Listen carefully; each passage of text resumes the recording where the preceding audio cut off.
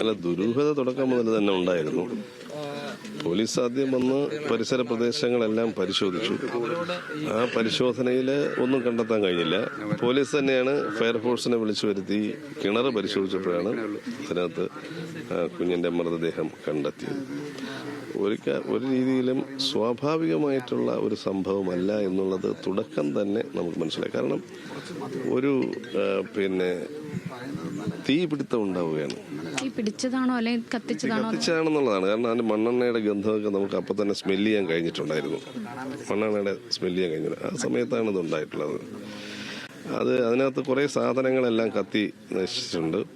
അപ്പോൾ ബക്കറ്റിൽ വെള്ളം കൊണ്ടുവന്ന് അവർ ഒഴിക്കുന്നു. ആരുടെ മുറിയിലാണ് ഇത്തരത്തിൽ?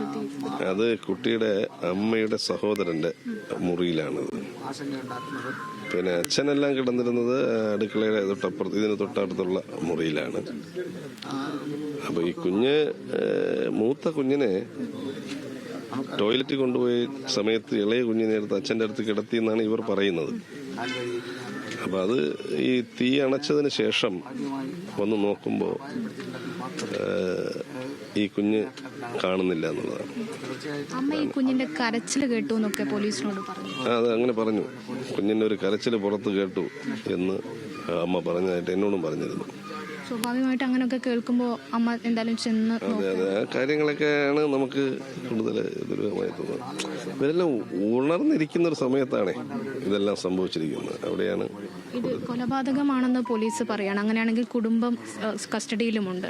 എന്താണ് പോലീസ് അങ്ങനെ ഒരു കാര്യം പറഞ്ഞാൽ കൃത്യമായ അന്വേഷണത്തിന്റെ അടിസ്ഥാനത്തിലായിരിക്കും പോലീസ് പറഞ്ഞിരിക്കുന്നത്. അങ്ങനെയാണെങ്കിൽ നമ്മുടെ നാട് കണ്ട ഏറ്റവും ക്രൂരമായ ഒരു സംഭവമായിട്ട് ഇത് വിലയിരുത്തേണ്ടി വരും. കാരണം പുറത്തുള്ള ആളുകളല്ലെങ്കിൽ ഇതിനേക്കാളും ഒരു ക്രൂരമായ ഒരു കാര്യം ഉണ്ടാവുകയില്ല. അത് അങ്ങനെയാണ് ഉണ്ടെങ്കിൽ അത് നമുക്ക് വളരെയധികം വിവരിക്കാൻ കഴിയാത്ത തരത്തിലുള്ള ഒരു ക്രൂരതയുടെ ഒരു ഉദാഹരണമായിട്ട് മാറും. ഇതിപ്പോ റോഡ് സൈഡിലുള്ള വീടാണ്. ആരെയും CCTV കണ്ടിട്ടുമില്ലെന്ന ആളുകളും പോലീസും സ്ഥിരീകരിക്കുകയാണ്. ഈ പരിസരത്ത് അങ്ങനെ മോഷണങ്ങളോ അങ്ങനെയുള്ള ഒന്നും തന്നെ ഇല്ല. അങ്ങനെ ഈ പറഞ്ഞ സമയത്ത് ആർക്കും വരേണ്ട സമയമില്ല, ആർക്കും വരേണ്ട. കാരണം ഇവരെല്ലാം ലൈവാണ്. ഇവരെല്ലാം ഉണർന്നിരിക്കുകയല്ലേ ആ സമയത്ത്. തീപിടുത്തവുമായി ബന്ധപ്പെട്ട് ഉണർന്നിരിക്കുകയല്ലേ. ആ സമയത്ത് എങ്ങനെയാണ് ഇത് സംഭവിക്കുക? ഈ നിഴല് കണ്ടു എന്ന് പറയുന്നത് പുറത്താണോ, എങ്ങനെയോ, എവിടെയാണോ? ഒരു നിഴൽ പോകുന്നത് പോലെ നേരത്തെ കണ്ടു എന്ന് ഇവർ പറയുന്നു. അത് എപ്പോഴാണ് നിഴൽ പോയത്, എപ്പോഴാണ് അവർ കണ്ടത് എന്നൊന്നും പറയുന്നില്ല. അത് അന്വേഷണത്തിന്റെ ദിശ തെറ്റിക്കാനാണോ അല്ലെങ്കിൽ അത് ശരിയാണോ, ഇതെല്ലാം ഇപ്പൊ അവിടെ പോലീസിന്റെ അന്വേഷണത്തിൽ അത് തെളിഞ്ഞുകൊണ്ടിരിക്കുകയാണ്.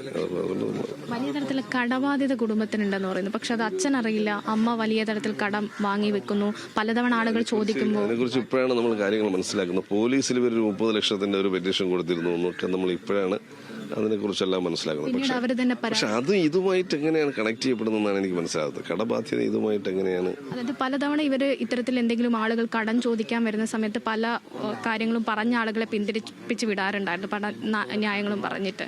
അപ്പോൾ ഏതെങ്കിലും തരത്തിൽ അങ്ങനെ എന്തെങ്കിലും നമുക്കിപ്പോ ആ ഒരു വിലയിരുത്തലിലേക്ക് പോകാൻ കഴിയില്ല. ഇപ്പോൾ MLA തന്നെ ഈ കാര്യങ്ങളെ കുറിച്ച് കൃത്യമായി പറയുന്നുണ്ട്. അതായത് വലിയ തരത്തിലുള്ള ദുരൂഹത ആദ്യഘട്ടത്തിൽ തന്നെ മനസ്സിലാക്കാൻ സാധിച്ചിട്ടുണ്ടായിരുന്നു.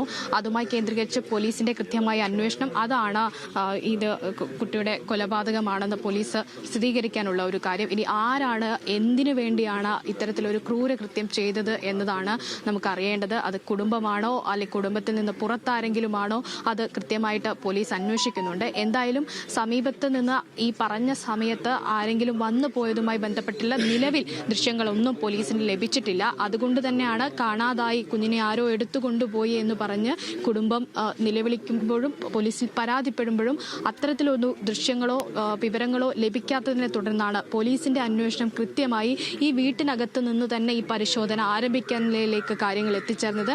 ആ പരിശോധനയിലാണ് വീട്ടിന്റെ തൊട്ടടുത്ത് ചേർന്ന് നിൽക്കുന്ന കിണറ്റിനുള്ളിലേക്ക് വെറും 2.5 വയസ്സുള്ള പിഞ്ചു കുഞ്ഞിന്റെ മൃതദേഹം കണ്ടെത്തുന്നതിലേക്ക് എത്തിച്ചത്.